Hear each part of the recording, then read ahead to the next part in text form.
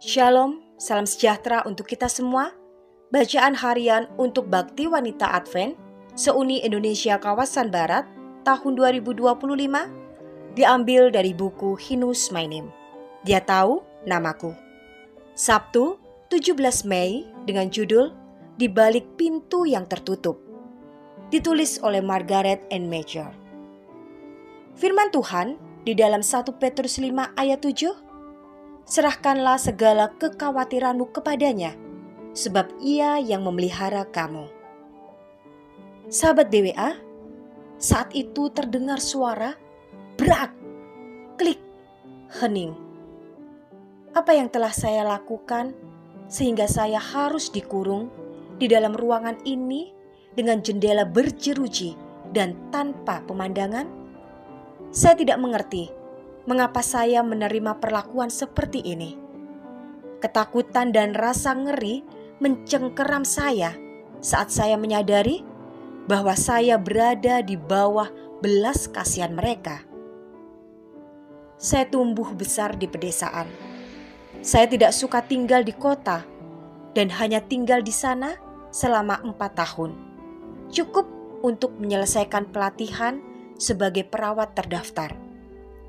Selama waktu itu, saya mengalami depresi berat dan memerlukan terapi kejut listrik. Setelah pemulihan saya menyadari bahwa saya membutuhkan bantuan. Meski saat itu saya tidak menyadarinya, Roh Kudus sedang bekerja di hati saya. Saya mulai mencari berbagai keyakinan dan praktek, termasuk meditasi transendental. Ketika menjalani liburan kerja di Selandia Baru, saya terus berdoa dan meminta Tuhan untuk menunjukkan kepada saya gerejanya yang sejati jika Dia memilikinya. Setiap kali saya memasuki gereja baru, saya meminta Dia untuk menjaga saya agar tidak tertipu. Saya mencari gereja yang mempraktekkan baptisan dengan cara pencelupan. Ada sesuatu lagi yang mereka perlukan untuk dipercaya, tetapi saya tidak bisa mengidentifikasikannya.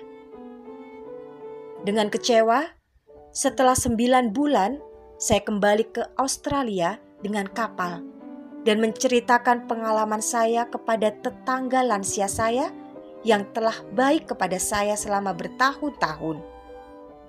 Saya biasa menunggang kuda melewati jalur di dekat properti mereka. Mereka menyarankan saya mencoba gereja Masehi Advent hari ke-7, mengingat saya sudah mencoba hampir semua gereja lain. Saya terkejut.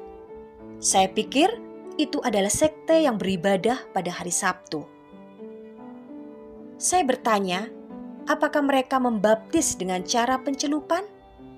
Ya, mereka melakukannya. Minat saya pun bertumbuh. Saya bertanya, apakah saya bisa pergi ke gereja bersama mereka minggu berikutnya? Dan mereka mengatur agar putri mereka yang sudah menikah membawa saya. Saya tahu pada Sabat pertama itu bahwa inilah gereja yang saya cari. Dan pada hari itu juga saya meminta pendeta untuk memberikan pelajaran Alkitab kepada saya. Bertahun-tahun telah berlalu sejak saya berada di rumah sakit, dikurung untuk pengobatan gangguan bipolar 1. Obat yang diawasi adalah satu-satunya bantuan jangka panjang. Dan karena saya meminumnya secara teratur sekarang, saya menjalani kehidupan yang hampir normal. Setelah pensiun, saya mempelajari pendidikan pastoral klinis dan menjadi sukarelawan sebagai pendeta rumah sakit di konferensi kami selama 5 tahun. Saya berutang hidup saya kepada pemeliharaan Tuhan yang melindungi saya dan kesetiaannya melalui semua kesulitan hidup. Pada usia 74 tahun, saya tahu tanpa keraguan bahwa bersama Tuhan segala sesuatu mungkin. Selamat beraktivitas, kiranya Tuhan memberkati kita semua sepanjang hari ini.